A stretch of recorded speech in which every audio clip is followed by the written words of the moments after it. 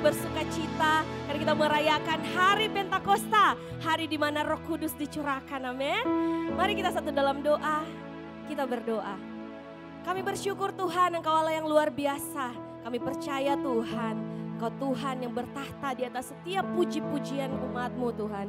Dan pada hari ini Tuhan kami mau datang meninggikan Engkau, Raja di atas segala Raja. Kami percaya hadirat Allah memenuhi tempat ini, melawat setiap kami Tuhan. Di dalam nama Tuhan Yesus, semua yang siap dan rindu merasakan kuasa-Nya, sama-sama saya katakan, amin. Berikan sorak-sorai bagi Tuhan. Mari Bapak Ibu Saudara, kita bangkit berdiri, sama-sama kita bertepuk tangan bagi Tuhan kita.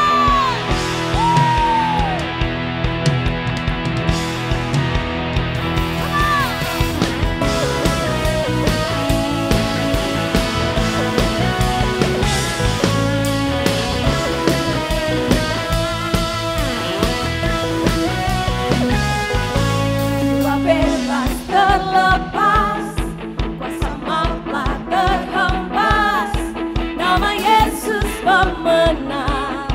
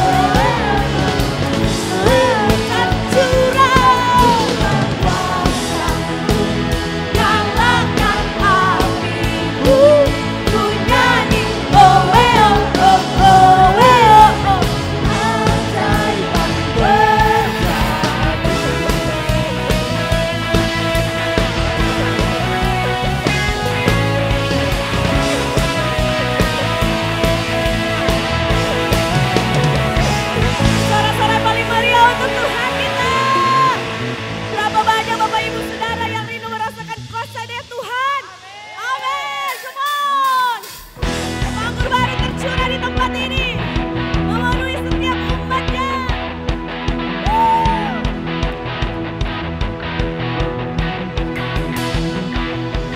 Ampun para tercurah memenuhi umatnya dengan sukacita. Minyak baru tercurah urapi umatnya, nyata kuasanya.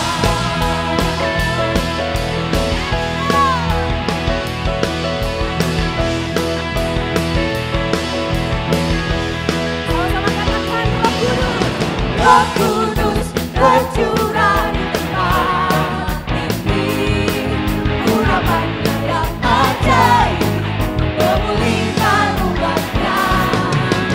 Roh Kudus tercurah bagi gerejanya, membangkitkan umat pilihannya. Lagi katakan Roh Kudus tercurah. Roh Kudus tercurah di tempat ini, urapannya yang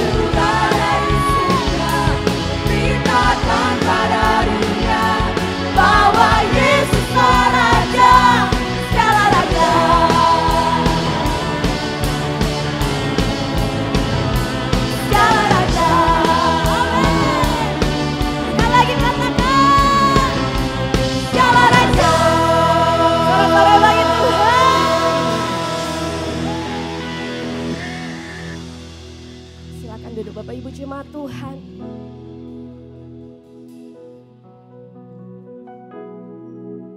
Yes, kami percaya Tuhan, Engkau hadir di sini. Hadirat-Mu memenuhi tempat ini Tuhan. Jesus.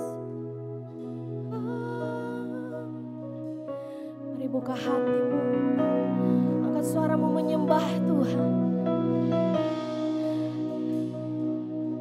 Izinkan kuasa-Nya melawatmu hari ini. Oh Yesus.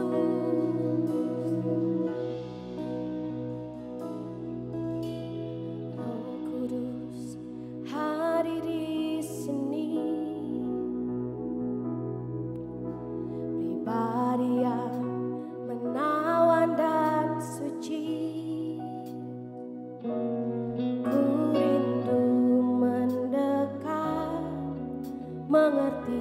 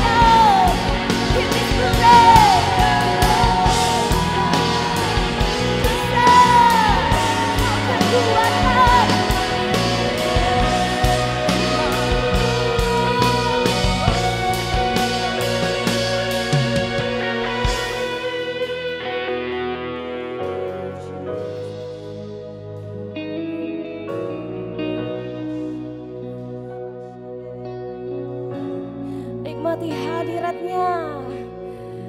Hadirat-Mu memenuhi tempat ini Tuhan. Terima kasih untuk Roh Kudus yang Kau kirimkan bagi kami Tuhan. Roh Kudus yang adalah roh penghibur, roh penolong bagi setiap kami Tuhan. Terima kasih Tuhan Yesus. Mari buka hatimu, buka matamu untuk melihat kuasa-Nya melawat-mu.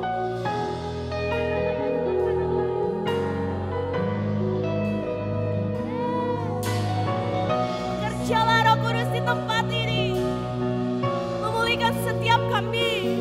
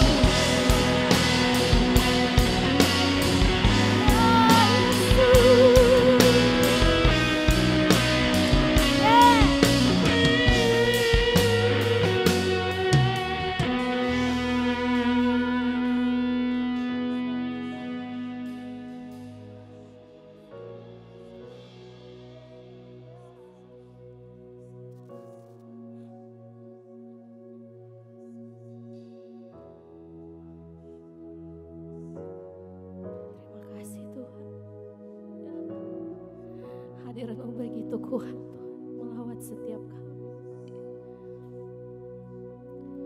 Ku buka hati untuk Roh-Mu Tuhan. Ku buka hati menyembah-Mu Yesus.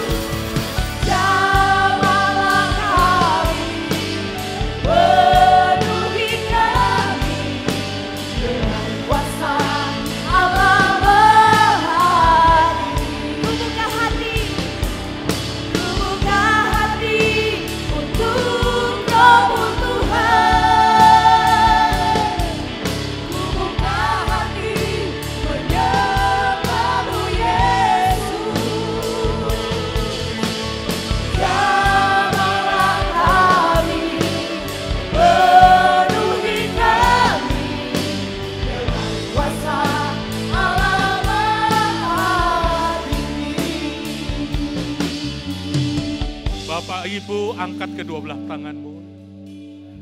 Kita rindu lawatan Roh Kudus menjamah engkau. Engkau sakit mungkin, engkau punya masalah, engkau punya problem hidup, alami kesedihan. Izinkan Roh Kudus melawat engkau hari ini. Izinkan kuasanya mengalir memulihkan engkau. Karena kuasa Roh Kudus tetap sama hari ini. Dulu, sekarang, bahkan selamanya.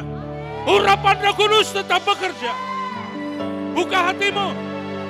Buka hatimu. Buka hatimu. Rasakan lawatan Allah terjadi. Rasakan kuasanya mengalir. Rasakan. Rasakan kuasa Allah mengalir. Mengalir. Nikmati kuasanya. Nikmati urapan baru. Nikmati kuasa Roh Kudus mengalir. Mengalir Roh Kudus. Penuhi umatmu. Jamah umatmu. Jamah. Jamah. Jamah. Jamah. Yes. Yalah Bapak pasang. Mengalir. Mengalir Roh Kudus. Mengalir kuasa-Mu. Yes. Yes. Yes. Alami. Alami kuasanya mengalir. Yalah malam-malam pasang. Alami kuasanya mengalir. Alami terus.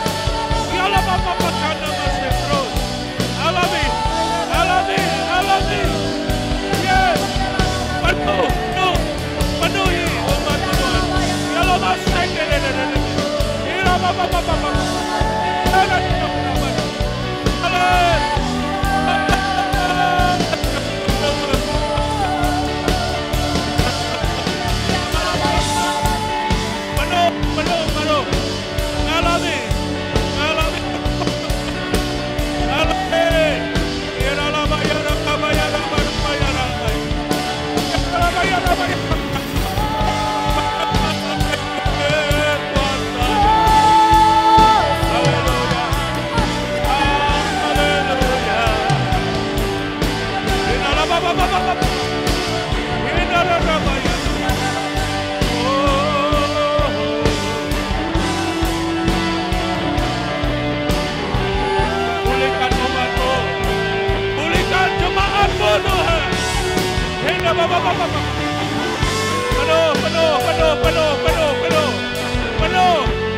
Penuh melimpah. Penuh. Yes. Alami kuasanya mengalir. Alami. Ialah bosek. Ini lama. Penuh. Kuasanya mengalir.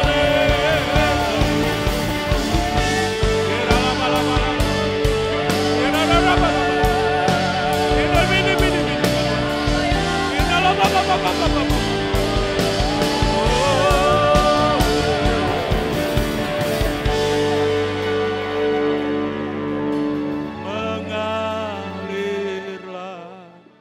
kuasa Roh Kudus. Mengalirlah. Yes. Alami kuasanya mengalir. Alami. Yes. Alami kuasanya mengalir.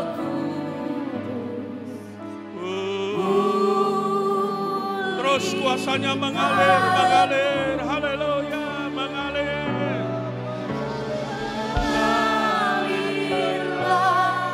Kuasa Roh Kudus. Mengalir. Yes. Di tempat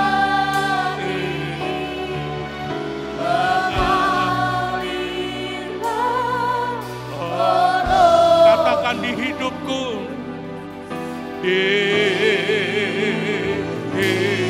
sekali lagi mengalirlah.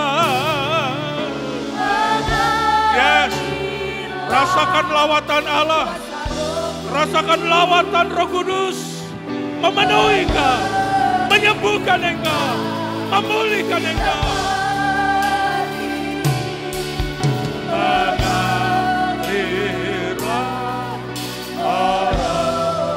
Katakan di hidupku Katakan pulihkanku Tuhan. Pulih. Katakan sembuhkanku Tuhan. Amin. Sembuhkanku. Haleluya. Haleluya. Yes. Terima kasih Roh Kudus, selawatan-Mu menyembuhkan, memulihkan, menyembuhkan kami semua. Ada penghiburan, ada kekuatan, karena Engkau penolong dalam hidup kami. Kami bersyukur Tuhan buat lawatan-Mu. Saat ini kami buka hati kami untuk firman-Mu. Berbicara bagi kami. Dalam nama Yesus, haleluya. Amin. Silakan duduk kami. Tadi penyembahan awal saja rasa-rasa saya sudah mau naik ke atas. Ya, cuma saya tahan-tahan saja. Saya rasa-rasa tadi penyembahan sudah mau naik ke atas dan minta Roh Kudus melawat Bapak Ibu. Dan saudara, kita alami kuasa Roh Kudus. Amin Bapak Ibu. Bukan saja di hari Pantekosta sekarang, tapi setiap saat, setiap waktu. Karena Roh Kudus tidak dibatasi dengan hari Pantekosta saja. Karena hujan akhir akan lebih lebat. Hujan akhir pencurahan Roh Kudus lebih dahsyat, lebih luar biasa. Maka dimanapun saudara berada, punya kerinduan, maka saudara akan mengalami kuasa Roh Kudus. Bapak Ibu Saudaraku, minggu yang lalu kita merayakan hari kenaikan Tuhan Yesus. Kenaikan Tuhan Yesus untuk menyediakan tempat bagi saudara. Kenaikan Roh Kudus untuk mencurahkan kuasanya, parakletosnya untuk menolong, menghibur saudara. Tapi ingat saudaraku, Tuhan Yesus naik ke sorga, bukan saja menyediakan tempat, bukan saja untuk mencurahkan kuasanya, menyediakan urapan Roh Kudus. Tetapi dia naik ke sorga untuk membuktikan bahwa Yesus Kristus adalah Tuhan. Saudara, hari-hari ini ada pengajaran baik di TikTok, baik di YouTube, baik di Facebook. Mereka ragu, benarkah Yesus itu Tuhan? Buat apa? Apakah benar Yesus naik ke sorga? Bukan Yesus yang naik ke sorga, katanya seperti itu. Tapi hari ini saya akan membuktikan bahwa Yesus datang dari sorga untuk saudara dan saya. Bahwa dia datang dari sorga, maka dia waktu naik ke sorga. Itu sebabnya saudaraku bahwa membuktikan bahwa Yesus adalah Tuhan karena dia turun dari sorga. Mari kita buka Alkitab kita. Di dalam Yohanes pasal 3, ini masih pendahuluan. Khotbah saya masih 1 jam lagi. Yohanes pasal 3 ayat 13. Tidak ada seorang pun yang telah naik ke sorga selain daripada dia, huruf besar dianya Tuhan, selain dari dia yang telah turun dari sorga, yaitu siapa saudara? Anak manusia. Bahwa Yesus turun dari sorga, itu sebabnya tidak heran dia naik ke sorga. Untuk membuktikan bahwa dia Tuhan. Kalau saya tidak pernah lihat Amerika, saya bukan orang Amerika. Lalu saya juga tidak punya duit untuk ke Amerika, lalu saya ngajak ke Pastor Stephen, mari Jo ke Amerika. Kira-kira Pastor Stephen, ada baku sedo ini Pak Pendeta. Saudara, mereka mengajarkan, apa di tempat lain mengajarkan, yuk kita ke sorga. Tapi Tuhan mereka belum tentu dari sorga, tapi Yesus Kristus turun dari sorga. Amin saudaraku. Sehingga waktu dia naik ke sorga itu membuktikan bahwa Yesus adalah Tuhan. Karena dia naik ke sorga. Saudara, Alkitab juga berkata Tuhan Yesus turun dari sorga untuk melakukan kehendak Bapa. Yohanes pasal yang ke-6. Yohanes pasal yang ke-6 ayat 38. Sampai ayat yang ke-40. Sebab aku, huruf besar Tuhan. Sebab aku telah turun dari sorga. Bukan untuk melakukan kehendakku. Tetapi untuk melakukan kehendak dia yang telah mengutus aku. Dan inilah kehendak dia yang telah mengutus aku. Yaitu supaya dari semua yang telah diberikannya kepadaku. Jangan ada yang hilang. Tetapi supaya ku bangkitkan pada akhir zaman. Sebab inilah kehendak Bapakku. Yaitu supaya setiap orang yang melihat anak dan yang percaya kepadanya beroleh apa? Hidup yang kekal. Supaya aku membangkitkannya pada akhir zaman. Yesus turun dari sorga. Dia turun ke dunia untuk melakukan kehendak Bapa. Sehingga barang siapa yang percaya kepadanya tidak binasa, tapi beroleh hidup yang kekal. Ini membuktikan bahwa Yesus adalah Tuhan. Amin. Yesus adalah Tuhan yang turun dari sorga. Dia menyelamatkan manusia, melakukan kehendak Bapa di sorga. Tetapi ingat, waktu Yesus naik ke sorga, dia juga berjanji akan turun kembali. Dia akan datang kembali. Makanya kedatangan Yesus yang kedua kali adalah sebuah kepastian. Katakan kepastian. Jangan saudara ragu, Yesus pasti akan datang kedua kali. Gereja dari aliran manapun kecuali gereja setan, percaya bahwa Yesus pasti akan datang kedua kali. Nah persoalannya saudaraku, pada waktu Yesus datang kedua kali, apa yang dia akan kerjakan? Untuk siapakah ia datang kedua kali? Kedatangan Yesus yang pertama waktu dia lahir menjadi juru selamat untuk semua manusia. Tapi kedatangan Yesus yang kedua kali bukan untuk semua orang. Bukan semua manusia. Untuk orang-orang apa? Pilihan. Itu sebabnya tema khotbah saya adalah orang-orang pilihan. Mari kita baca di dalam Injil Matius pasal yang ke-24. Ayat yang ke-29.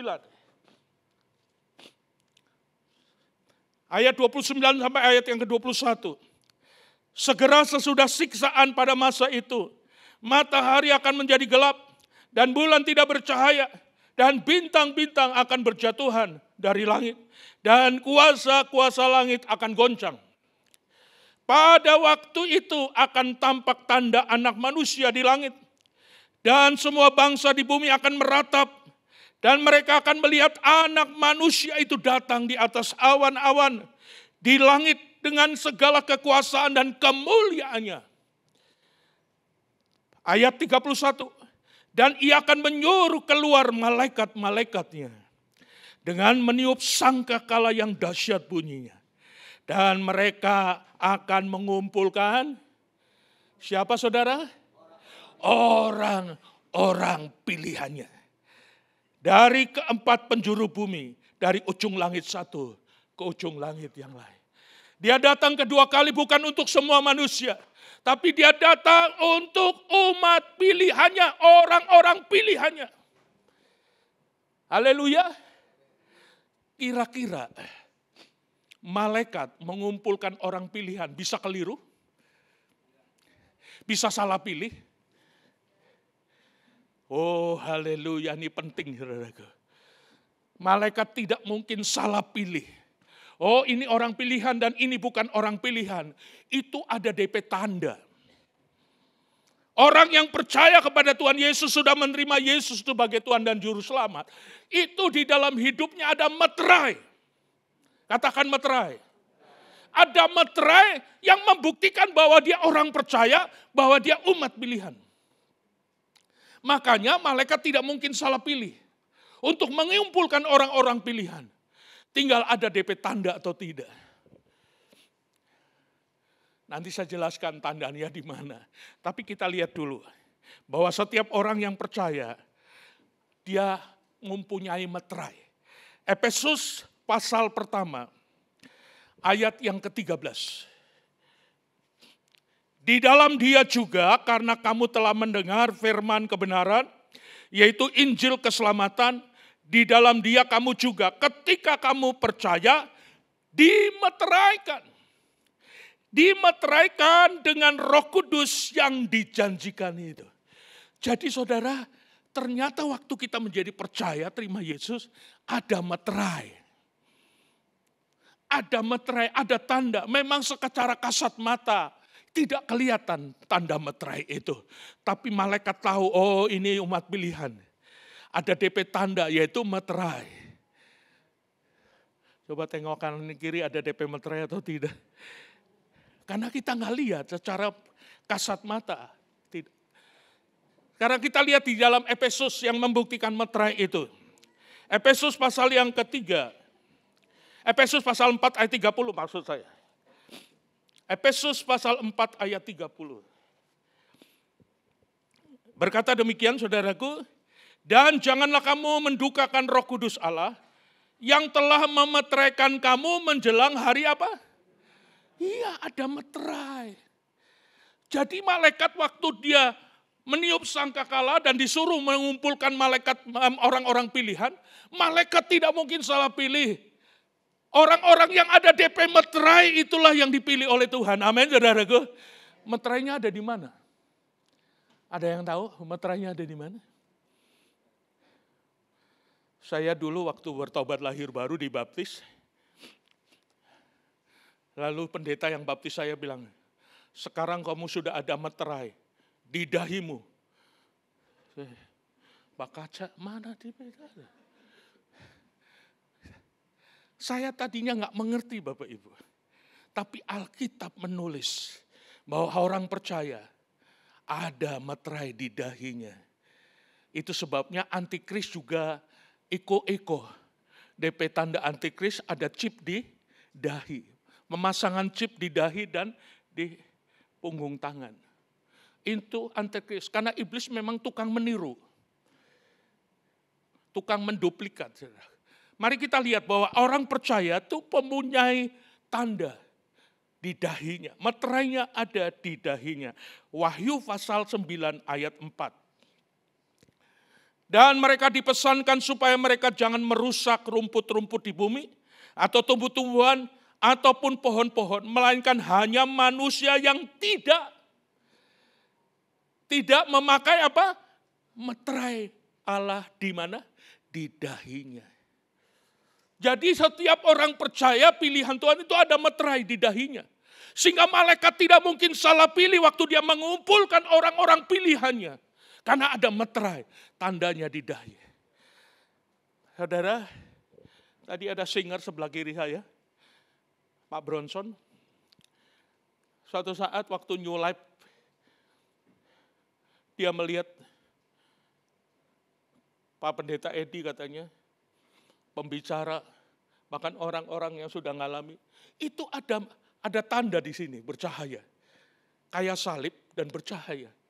Cuma beliau ini kan orangnya tidak mau ngomong, takut salah.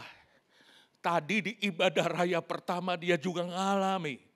Makanya dia ketemu saya di kantor tadi di ruang tamu. Pak, boleh sharing? Boleh, kenapa? Tadi Pak, waktu Pak naik sebelum firman Tuhan, masuk dalam penyembahan, ada burung merpati, cuma 1 ekor. Tapi cahayanya begitu terang. Dan dia melambai dengan sayapnya. Dan rasa tenang. Ada damai, ada luar biasa. Saya bilang itu Roh Kudus yang bekerja. Itu tadi di ibadah. Saya nggak tahu di ibadah 2 ini ada. Saya pikir dia ada. Tadi karena dia menangis. Ngalami. Saudaraku yang kekasih, yang diberkati Tuhan, dengar baik-baik. Orang-orang pilihan ada tanda yang dimeteraikan oleh Tuhan dalam hidupnya. Sehingga waktu Yesus datang kedua kali, meniup sangkakala Allah yang dahsyat, maka malaikat diperintahkan untuk mengumpulkan orang-orang pilihan dan tidak mungkin malaikat salah memilih. Karena sudah ada tanda meterai bagi orang percaya. Amin, Bapak Ibu. Lalu pertanyaan saya, orang pilihan itu yang bagaimana sih? Karena Alkitab berkata banyak yang dipanggil. Halo. Bahaya loh, banyak orang mengaku diri Kristen, banyak orang mengaku diri orang percaya tapi belum tentu dipilih. Makanya jangan sekedar jadi orang Kristen, tapi jadilah orang yang dipilih. Buat apa kita dipanggil hari Minggu ke gereja tapi akhirnya tidak dipilih? Karena banyak yang dipanggil tapi sedikit yang dipilih. Mari kita buka Alkitab kita, Matius 22. Bagaimana sih orang yang dipilih Tuhan tuh? Matius pasal yang ke-22 ayat 1 sampai 14.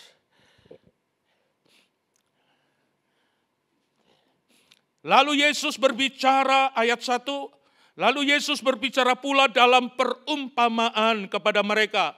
Hal kerajaan sorga seumpama seorang raja mengadakan perjamuan kawin untuk anaknya. Jadi hal kerajaan sorga diumpamakan seorang raja mengadakan perjamuan kawin untuk anaknya. Lalu raja itu memerintahkan hamba-hambanya untuk menyebar undangan. Ayat yang ketiga, ia menyuruh hamba-hambanya memanggil orang-orang yang telah diundang itu ke perjamuan kawin itu. Tetapi orang-orang itu tidak mau apa? Itu yang pertama. Undangan dari raja di atas segala rada yang mengadakan perjamuan kawin, itu setiap minggu di gereja. Di tempat ini setiap minggu, saya, Pastor Stefan, Pastor Rudi, Pastor Jeki, Pastor Danang, itu menyampaikan. Pak Santo, belum lagi hamba-hamba Tuhan yang datang dari luar.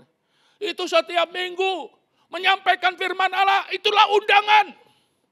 Amin saudaraku, undangan untuk masuk dalam perjamuan kawin anak domba Allah. Yang pertama tadi, mereka terima undangan tapi nggak mau datang. Artinya menolak undangan itu karena dia tidak mau datang. Perhatikan ayat yang keempat, ia menyuruh pula hamba-hambanya yang lain, pesannya, katakanlah kepada orang-orang yang diundang itu, sesungguhnya hidangan telah kusediakan, lembu-lembu jantan dan ternak piaraanku telah disembelih. Semua telah tersedia, datanglah ke perjamuan kawin ini. Tetapi orang-orang yang diundang itu tidak mengindahkan. Apa itu tidak mengindahkan? Ya enggak peduli, pandang enteng. Masa bodoh, cuek bebek. Undangan. Terima undangan, tapi undangannya tidak diindahkan.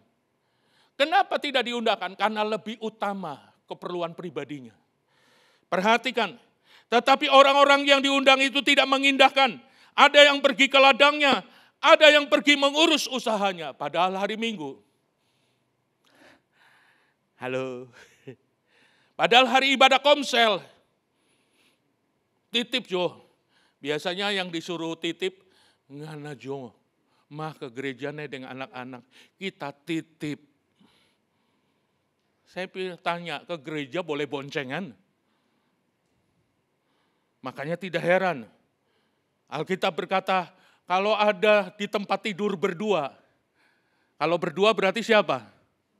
Suami istri. Alkitab berkata satu diangkat, satu nyanda. Pasti yang diangkat istrinya itu.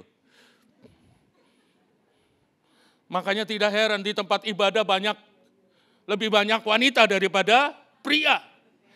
Saya pria. Ya, saya kan sering khotbah di mana-mana saudaraku. Saya khotbah di gereja mana-mana. Yang lebih banyak wanita. No, kalau berdua, satu tak angkat, satu nyanda. Kira-kira yang tak angkat siapa tuh? Halo. Tapi itu bisa wanita, bisa juga pria. Penghiburan tuh kaum pria. Haleluya. Karena lebih mengindahkan tuh PDP Kobong. Karena di Kobong ada 80 ekor babi. Lebih menghargai babi daripada undangannya Tuhan. Halo. Oh tapi di sini tidak ada, di sono-sono banyak. Itu tipe orang kedua. Lalu pengen dipilih Tuhan. Nehi si milekete. Nggak bisa. Alkitab berkata, cari dahulu apa?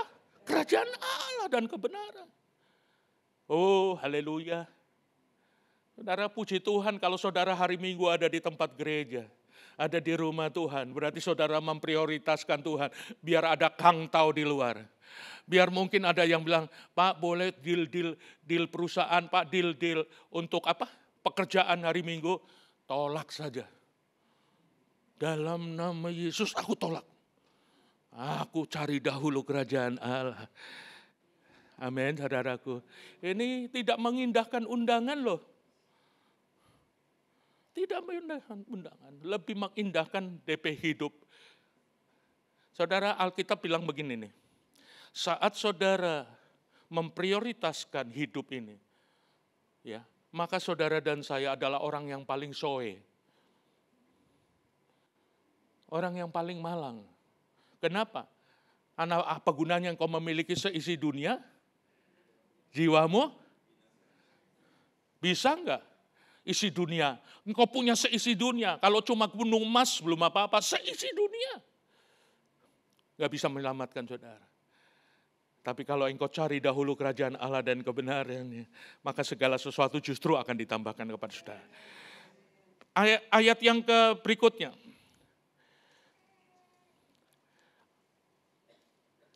Ayat 4, ayat yang keempat. Ia menyuruh pula hamba-hamba lain, pesannya katakan kepada mereka bahwa undang-undang.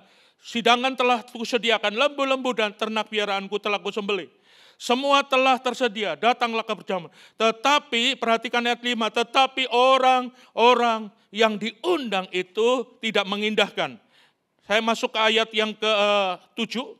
Maka murkalah raja itu lalu menyuruh pasukannya ke sana untuk membinasakan pembunuh-pembunuh. Ayat yang ke-8. Sesudah itu ia berkata kepada hamba-hambanya, perjamuan kawin telah tersedia, tetapi orang-orang yang diundang tadi apa? Tidak layak. Ini orang yang ketiga. Terima undangan, mau datang tapi hidupnya tidak layak. Saudara yang bisa bisa menilai hidup saudara layak atau tidak siapa? Raja kita Yesus. Apakah hidup kita layak di hadapan Tuhan? Oh haleluya, berapa banyak orang Kristen sudah bertobat lahir baru tapi dia mencemarkan hidupnya. Akhirnya hidupnya yang tadinya layak menjadi tidak layak lagi di hadapan. Berusahalah untuk hidup kita layak di hadapan Tuhan. Di dalam Kolose, mari kita lihat di dalam kebenaran firman Tuhan.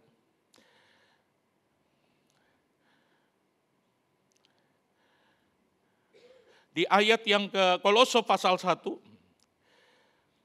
ayat 9 sampai yang ke-12. Sebab itu sejak waktu kami mendengar, kami tiada henti-hentinya berdoa untuk kamu. Kami meminta supaya kamu menerima segala hikmat dan pengertian yang benar untuk mengetahui tentang kehendak Tuhan yang sempurna, sehingga hidupmu apa? Layak. Sehingga hidupmu layak. Saudara, ini penting, sehingga hidupmu layak di hadapannya serta berkenan kepadanya dalam segala hal, dan kamu memberi buah dalam segala pekerjaan yang baik dan bertumbuh dalam pengetahuan yang benar tentang Allah. Ini penting sekali, menjadi layak, hidup layak di hadapan Tuhan. Berikutnya saudaraku, ya saya cepat. Berikutnya di ayat yang ke-9. Langsung ayat yang ke-11 saja supaya lebih. Jadi bagian yang ketiga tadi, dia datang dalam undangan itu tapi hidupnya tidak layak. Mari kita lihat di ayat yang berikutnya berkata begini. Ada orang yang masuk dalam undangan itu tetapi dia tidak mengenakan pakaian pesta. Ayat 11 dan ayat yang ke-12. Ketika raja itu masuk untuk bertemu dengan tamu-tamu itu, ia melihat seorang yang tidak berpakaian pesta. Lalu apa saudara? Ia berkata kepadanya, hai saudara, engkau masuk kemari dengan tidak mengenakan pakaian pesta. Tetapi orang itu diam saja. Ayat 13-nya jelas. Maka raja itu memerintahkan ikat kaki dan tangannya dan campakkanlah orang itu ke dalam apa? Kegelapan yang paling gelap. Alias binasa. Tipe orang yang keempat, dia sudah datang di undangan itu. Sudah ada di ruangan undangan itu, tapi dia tidak mengenakan pakaian pesta. Maka tuannya berkata, kenapa engkau masuk kemari tidak mengenakan pakaian pesta? Lalu dia perintahkan ikat kaki dan tangannya dan campakkanlah orang ini ke dalam kegelapan. Saudara yang kekasih, ini penting bagi kita. Berarti bagian yang kelima, orang yang kelima adalah orang yang mengenakan pakaian pesta. Yang boleh masuk menikmati perjamuan kawin anak domba. Pertanyaannya bagi saudara dan saya, pakaian pesta yang bagaimana? Halo, pakaian pesta yang bagaimana yang harus kita kenakan? Saudara, saya pernah khotbah tentang pengantinnya telah siap sedia. Bahwa orang yang pengantin yang siap sedia adalah pengantin yang dewasa, yang kedua pengantin yang sudah siap dengan baju pengantinnya, gaun pengantinnya. Gaun pengantin berbicara tentang orang yang hidup benar, Orang yang hidup kudus, itu pakaian pesta yang harus kita kenakan. Maka saya minta konfirmasi.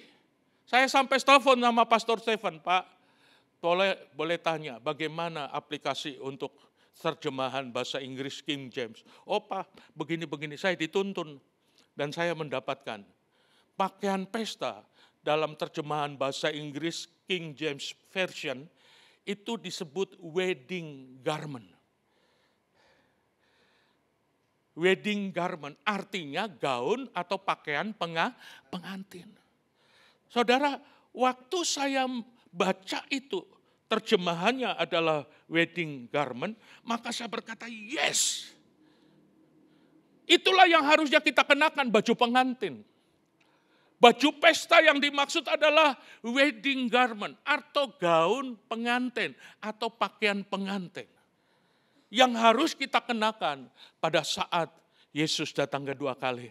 Dan Alkitab menulis, pada saat Yesus datang kedua kali, gambaran mempelai laki-laki. Betul saudara? Dan jemaatnya digambarkan pengantin wanita.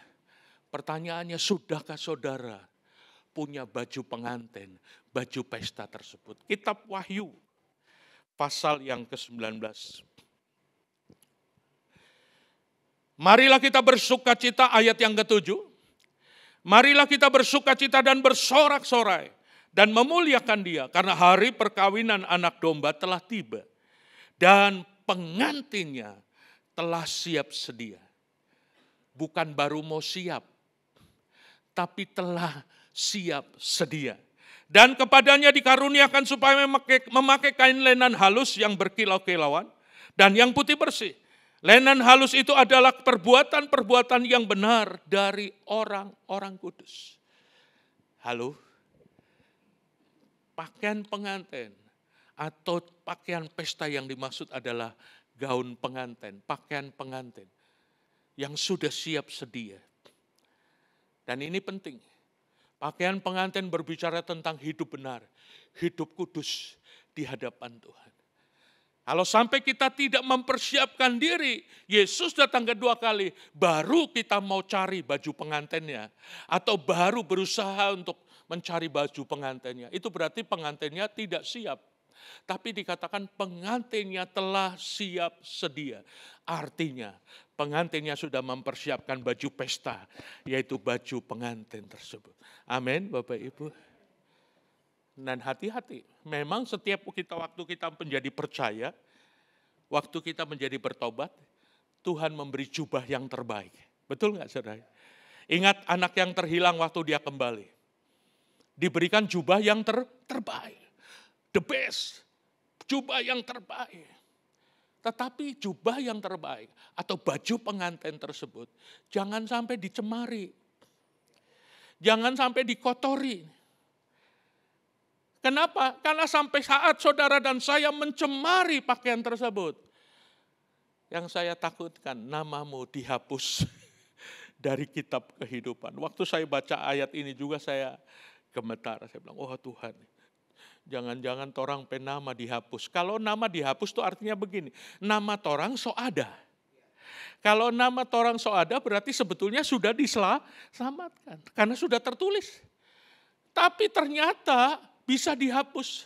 Coba kita lihat Wahyu pasal yang ketiga. Wahyu pasal yang ketiga, ayat 4-5. Tetapi di Sardis ada beberapa orang yang tidak mencemarkan pakaiannya. Mereka akan berjalan dengan pakaian putih. Karena mereka adalah layak, garis bawahi ada kata layak. Karena mereka layak untuk itu. Ayat 5, barang siapa menang, ia akan dikenakan pakaian putih yang demikian. Aku tidak akan menghapus namanya dari kitab kehidupan. Melainkan aku akan mengaku namanya di hadapan Bapakku dan di hadapan apa saudara? Namanya tidak akan dihapus. Siapa yang tidak dihapus? Yaitu yang tidak mencemarkan pakaiannya tadi. Lalu kalau saya balik, kalau saudara dan saya mencemarkan pakaian bagaimana? Dihapus.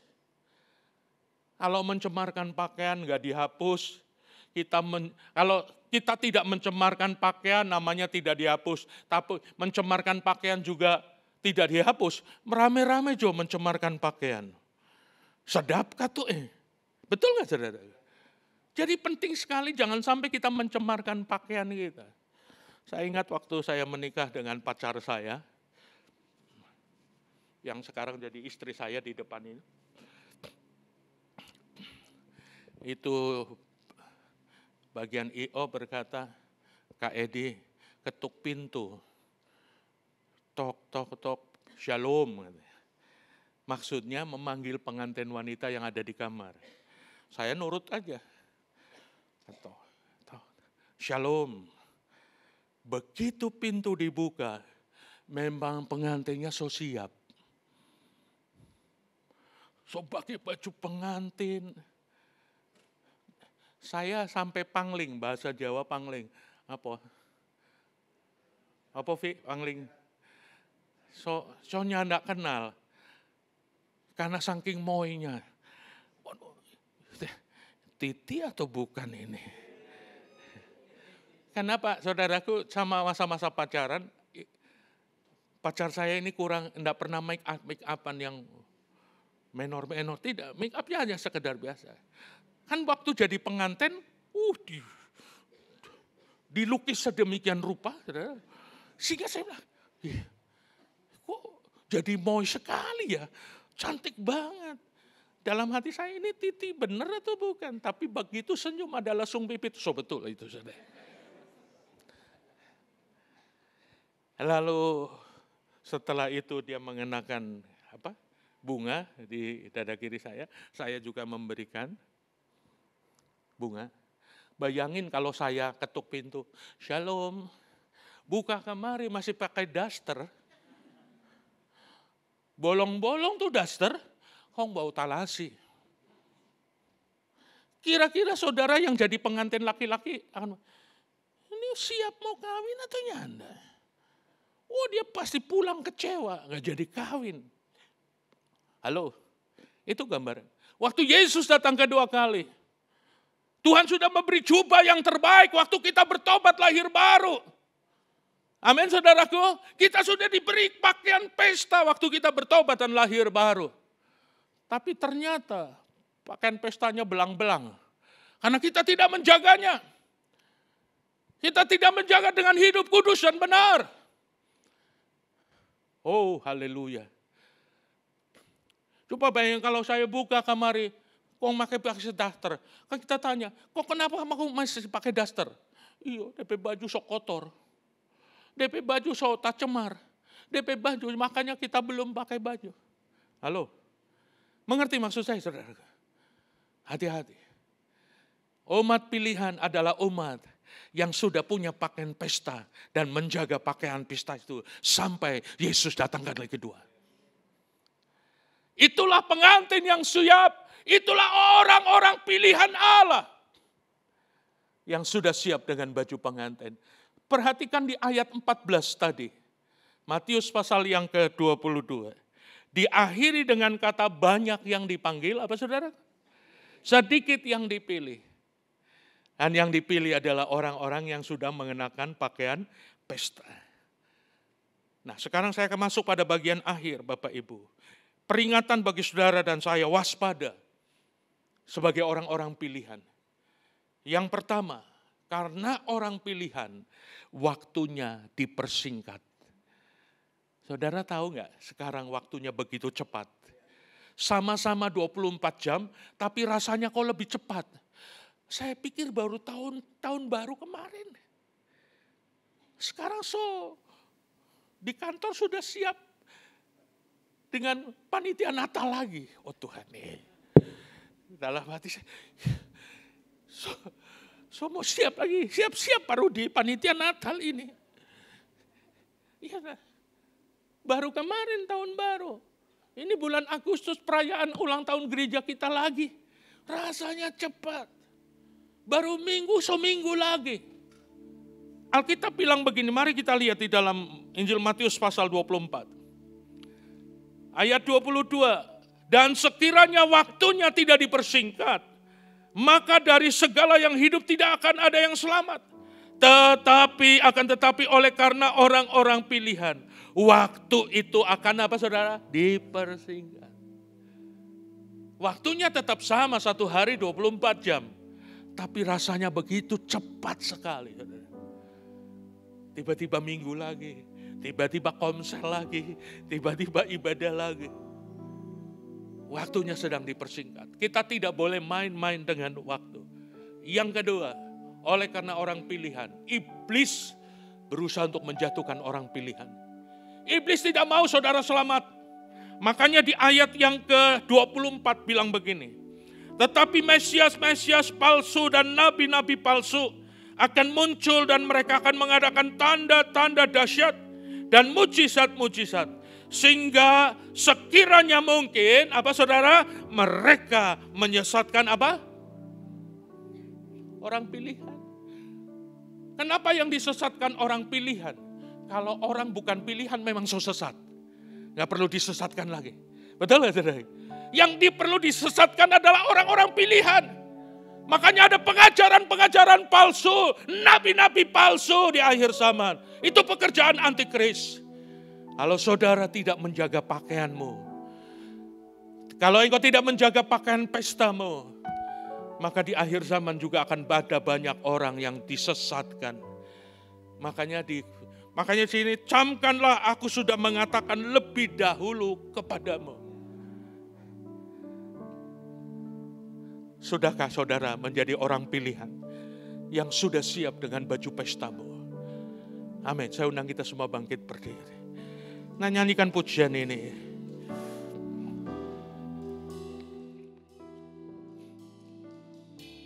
Sudahkah kita siap sedia? Sudahkah kita siap sedia menghadapi datangnya Yesus kelak kembali untuk mengangkat kita semua yang sungguh-sungguh berharap dari awal. Sudahkah kita siap sedia? Sudahkah kita siap sedia? Amin, amin. Menghadapi datangnya Yesus kelak kembali untuk mengangkat kita semua yang sungguh-sungguh berharap. Mari kita sembah Yesus, sembah Yesus, Dia Raja, di hadapan Bapa kemuliaan yang selama waktu ini masih ada, kita bernafas di dalam dunia. Dari awal sudahkah kita siap sedia? Sudahkah Kita siap sambil kita merenungkan kebenaran firman Allah? Benarkah kita sudah siap untuk menghadapi Yesus datang kedua kali? Untuk mengangkat kita semua yang sungguh-sungguh berharap. Mari kita sembah Yesus, sembah Yesus, Dia Raja, di hadapan kemuliaan yang selama waktu ini masih ada, masih ada, kita bernafas di dalam. Mari kita sembah, mari kita sembah Yesus, Dia Raja, di hadapan kemuliaan yang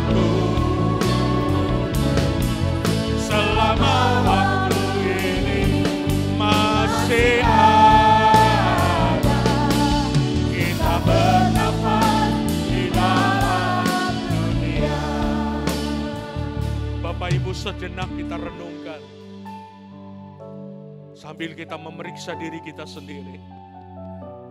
Sudahkah aku siap? Jika Yesus datang besok, atau mungkin malam, Yesus datang kedua kali. Sudahkah engkau siap dengan baju pestamu? Apakah baju pestamu tetap kudus, tidak bernoda? Kita tidak tahu Yesus datang kedua kali kapan. Tapi tugas kita adalah berjaga-jaga. Jangan kita menjadi orang pilihan tapi yang disesatkan oleh dunia ini. Dengar baik-baik, iblis tidak mau engkau selamat. Iblis tidak mau engkau diselamatkan. Makanya dia berusaha untuk menyesatkan orang-orang pilihan di akhir zaman. Dan oleh karena orang pilihan waktunya sudah dipersingkat. Jangan main-main Bapak Ibu. Jangan main-main. Roh Kudus ada di tempat ini, sedang bekerja. Dia sedang berbicara di hatimu masing-masing. Ya lama-lama mengalir Roh Kudus. Tuhan jamaah. Kita tidak boleh main-main dengan kekristenan kita. Kita tidak boleh main-main dengan waktu yang ada. Waktunya sudah tidak lama, sedang dipersingkat oleh Tuhan. Siapkan pakaian pesta. Jangan masa bodoh. Jangan pandang enteng. Jangan meremehkan undangan Tuhan. Mari taruh tangan kananmu di dada. Dan engkau boleh berkata, Tuhan, aku mau siap sedia dengan pakaian pesta Tuhan. Ampuni kalau hari-hari yang lalu kami lalai. Ampuni Tuhan kalau hari-hari yang lalu kami masa bodoh dengan undangan-Mu. Tapi hari ini Tuhan, aku mau mempersiapkan diri dengan pakaian pesta. Tuhan lawat jemaat-Mu. Tuhan engkau berbicara secara pribadi kepada jemaat. Tuhan kami minta kuasa-Mu bekerja. Mengingatkan kepada kami ya Tuhan. Untuk kebenaran firman Allah yang disampaikan hari ini. Biar itu termeterai dalam hidup kami. Sehingga kami akan benar-benar menjadi pengantin yang mempersiapkan baju pesta kami Tuhan. Enggak main-main Tuhan. Karena waktunya sudah sangat singkat. Terima kasih hamba-Mu sudah selesai. Tapi Roh Kudus akan terus berbicara kepada kami. Roh Kudus akan mengingatkan kami. Kami ada di penghujung akhir zaman. Sehingga kami tidak akan main-main lagi. Terima kasih Bapa. Kami bersyukur buat firman-Mu. Dalam nama Tuhan Yesus. Haleluya. Yang percaya sama-sama katakan. Amin. Mari beri kemuliaan buat Tuhan Yesus. Sekali lagi kita beri kemuliaan bagi Tuhan.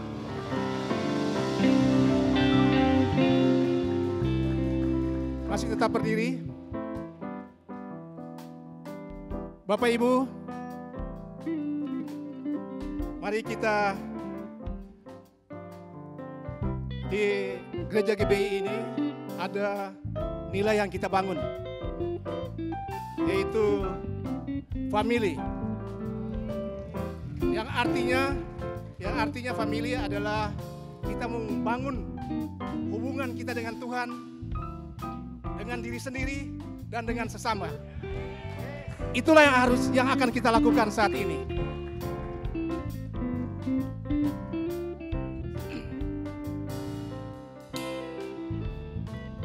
Mari kita sama-sama kita keluar dari kursi kita.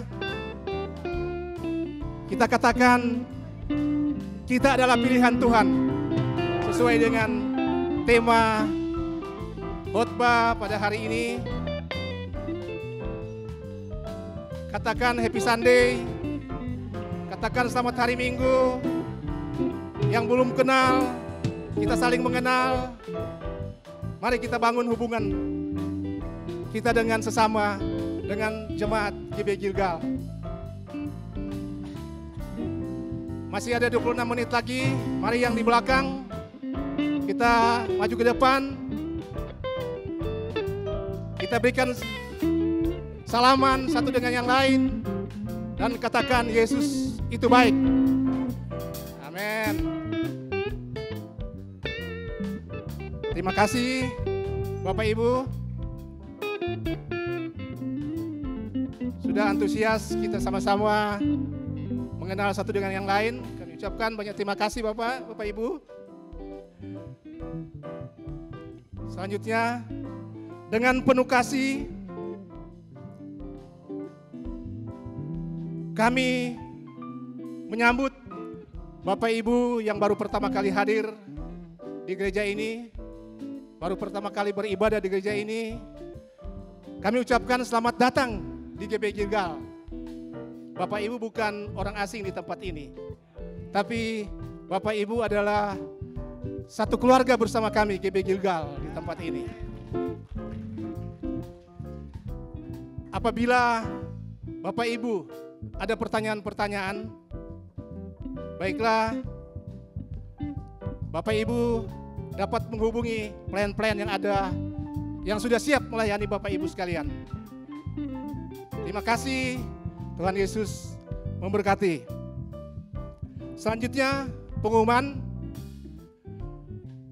diinformasikan kepada seluruh jemaat GBI Gilgal bahwa pada hari Jumat, kebetulan hari libur, jadi untuk doa diliburkan, tapi kita harus berdoa di rumah masing-masing. Dan selanjutnya kita akan saksikan pengumuman selengkapnya. Kegiatan kita selama 1 minggu berjalan, mari kita saksikan bersama. Ibadah Raya GBI Gilgal Manado dilaksanakan 2 kali ibadah. Ibadah pertama pada pukul 9 pagi dan ibadah kedua pada pukul 11 siang. Ibadah Raya juga ditayangkan secara online melalui YouTube channel GBI Gilgal Manado pada pukul 5 sore. Bagi keluarga yang memiliki putra-putri sampai dengan usia 12 tahun, dapat beribadah di ibadah anak atau Gilgal Kids yang bertempat di lantai 2 dengan jam ibadah pada pukul 9 pagi dan 11 siang. Bagi murid-murid Grow, tetap antusias mengikuti kelas Grow yang dilaksanakan setiap hari Selasa pada pukul 7 malam. Bagi teman-teman remaja di kalangan SMP, SMA, dan kuliah, tetap setia dan semangat mengikut Tuhan dalam komunitas Gilgal New Generation atau GNG yang dilaksanakan setiap hari Rabu mulai pukul 6.30 malam. Dan bagi para profesional muda yang belum menikah, mari bergabung dalam komunitas Pro-M setiap hari Rabu mulai pukul 6.30 malam. Gereja kita adalah gereja sel. Untuk itu kami menghimbau bagi jemaat yang belum tergabung dalam Family Cell dan rindu untuk tergabung, dapat menghubungi nomor telepon yang tertera di layar. DPA GBI akan menyelenggarakan Jambore DPA Sesulut Go pada tanggal 24 sampai dengan 28 Juni 2024 di Perkebunan Wawo, Tomohon, dan mengundang seluruh teman-teman GNG dan Pro-M untuk bisa bergabung dalam acara ini. Untuk pendaftaran serta informasi lebih lanjut dapat menghubungi Kak Leri dan Kak Danang. Gilgal Kids akan mengadakan Gilgal Kids Camp bertempat di Wisma Wenas Tomohon pada tanggal 4 sampai 6 Juli 2024. Untuk biaya pendaftaran sebesar 250.000 per anak, sudah termasuk penginapan, konsumsi selama 3 hari 2 malam, dan juga kegiatan outbound. Untuk pendaftaran serta informasi lebih lanjut dapat menghubungi Kak Chelsea. Bagi Bapak Ibu Saudara-saudari yang ingin memberikan persembahan dan perpuluhan, bisa dimasukkan ke dalam amplop yang tersedia dan memasukkannya ke dalam kotak-kotak persembahan. Atau dapat juga ditransfer ke nomor rekening yang tertera di layar dan mengirimkan bukti transfernya di nomor WhatsApp kantor GBI Gilgal Manado. Demikian pengumuman sepanjang minggu berjalan. Tuhan Yesus memberkati. Mari bersama kita bangkit berdiri.